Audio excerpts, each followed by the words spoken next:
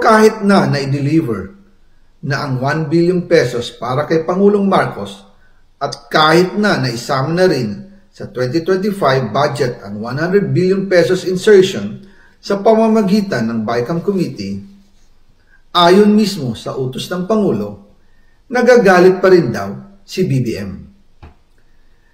Kaya noong February 2025, sumulat po ako ng isang confidential letter kay Pangulong Marcos. Doon ko ipinaliwanag na ginagawa ko lang ang mga utos niya tungkol sa mga insertions na sinasabi niyang hindi na raw niya makilala. Ilalabas ko po ang sulat ko sa Pangulo kasama ng video ito. Si Yusek Jojo Cadiz ang nag-ayos ng aming meeting noong March 2025 sa 1201 Aguado Street, tapat ng Malacanang, Gate 4. Pero sa halip na kumalma ang Pangulo, lalos lang siyang nagalit. Sa halip na itanggi o linawin niya ang tungkol sa 100 billion insertion, pinagsabihan niya kami ni dating Speaker Romualdez at sa akin mismo, diretsahan niyang sinabi, "Huwag mo akong pigilan sa mga insertions ko. Huwag ka nang makialam sa budget." Dahil sa mga binitawang salita sa akin ni BBM, naging malinaw sa akin na siya mismo ang nag-utos kila Secretary Mina Pangandaman at Yusek Adrian Bersamin na ipasok ang 100 billion pesos worth of projects.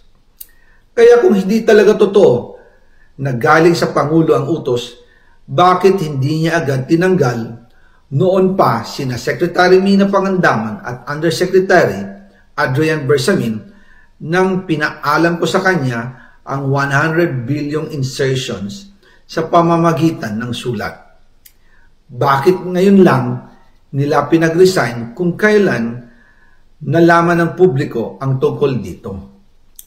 And also kinausap ako ni Yusek Jojo Cadiz at nagsabi na ipinapa-insert ng mga projects ang Pangulo na worth 50 billion pesos. And sinabi ko kay Yusek Jojo na meron ng instruction kay Secretary Mina Pangandaman at Yusek Adrian Bersamin about the 100 billion pesos insertion.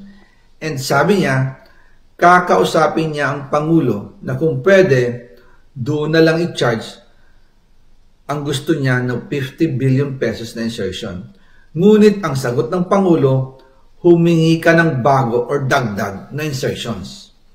Doon po nakita at naramdaman na hindi pwedeng sabihin ng Pangulo na wala siyang alam sa mga nangyayari.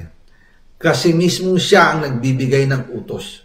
Ako mismo ang nakasaksi at nakausap ng mga taong direktang sangkot. Kaya hindi na pwedeng maghugas kamay at magturo na parang inosente. At kung titingnan ninyo ang 2026 budget, may panibago siyang 97 billion insertions. Pero ngayon, ipinasok na mismo sa President's Budget or NEP 2026. Yan po ang kinumpirma ni Secretary Manny Bunoan na may instructions ang Pangulo na magpasok ng 100 billion ulit sa President's Budget. Kaya wala na siyang pwedeng ipamigay. Ito ay nalaman ko noong May 2025 sa meeting namin kasama si dating Speaker Romualdez sa number 30 Tamarind Street, Forbes Park. Kaya nang nadiskubre ng House of Representatives ang insertion sa flood control sa 2026 budget, ibinilik namin ang DPWH NEP 2026 dahil mali na ito at panibagong flood control projects na naman. Hindi lang po ang Pangulo ang may insertion sa budget. Pati po si Congressman Sandro Marcos, meron din pong pinapasok taon-taon.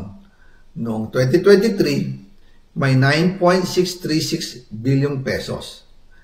Noong 2024, 20.174 billion pesos. At nitong 2025, 21.127 billion pesos. Lahat-lahat, ang kabuuan ay 50.938 billion pesos. At bawat taon po, sa tuwing dumarating ang BICAM budget process, lagi po may utos si Congressman Sandro na ipasok ang mga proyekto niya. Nalaman ko na lang sa mga contractor na galit siya sa akin nung pinag-uusapan na ang 2025 GAA budget. Ang sabi daw niya, ipatatagal ako at magpa-file ng maraming kaso laban sa akin. Kasi kulang ng 8 billion pesos yung insertion na gusto niyang ipasok.